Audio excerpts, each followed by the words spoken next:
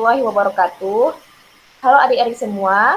Nah, dalam video pembelajaran ini, kita akan membahas tentang konsep pecahan. Sebelumnya, perkenalkan nama kakak Irfa Huril Maula dengan NIM 20110313030 dari kelas 3F, Prodi Pendidikan Guru Sekolah Dasar Universitas Pendidikan Ganesha.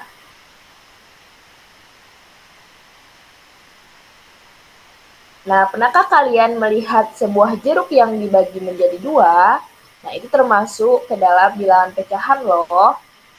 Untuk memahami lebih lanjut lagi, ayo kita ke slide berikutnya. Nah, apa sih pecahan itu? Jadi, pecahan merupakan bagian dari suatu keseluruhan. Nah, untuk memahami lebih dalam lagi, langsung saja ke contoh soal. Adi memiliki satu buah jeruk yang sudah dibagi menjadi dua bagian. Kemudian, satu bagian jeruk itu sudah dimakan oleh Adi. Nah, dalam bentuk pecahan, kita dapat menulis dengan 1/2. Selanjutnya, kita akan membahas tentang konsep pecahan. Konsep pecahan bisa ditulis dengan A per B, di mana A sebagai pembilang dan B sebagai penyebut. Pembilang adalah jumlah dari beberapa bagian benda yang telah terbagi. Sedangkan penyebut adalah jumlah seluruh bagian dari benda yang telah terbagi. Nah, kita ke contoh soal kedua. Wayan mempunyai satu kue yang sudah dibagi menjadi 5 bagian. Kemudian Nina datang dan mengambil 2 bagian. Nah, dalam bentuk pecahan kita bisa menulisnya seperti berikut ini. 2/5, di mana 2 adalah kue yang diambil oleh Nina dan 5 adalah jumlah seluruh bagian kue yang dimiliki oleh Wayan.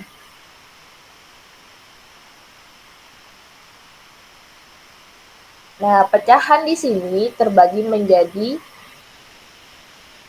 pecahan senilai, pecahan senama, pecahan campuran, dan juga pecahan paling sederhana. Yang pertama, pecahan senilai. Untuk mencari pecahan senilai, kita bisa mengali dan juga membagi pecahan tersebut dengan bilangan yang sama. Contohnya, dalam mencari pecahan senilai dengan mengali. Contohnya seperti berikut, 1/2.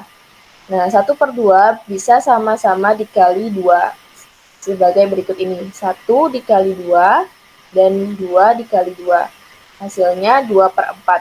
Maka pecahan 1/2 senilai dengan 2/4 atau 1/2 sama dengan 2/4. Sedangkan untuk mencari pecahan senilai dengan cara membagi, contohnya sebagai berikut. 6/12, di mana 6 kita bisa bagi dengan 2 dan 12 juga kita bisa bagi dengan 2. Maka hasilnya adalah 3/6. Jadi bisa ditulis bahwa 6/12 senilai dengan 3/6 atau 6/12 sama dengan 3/6.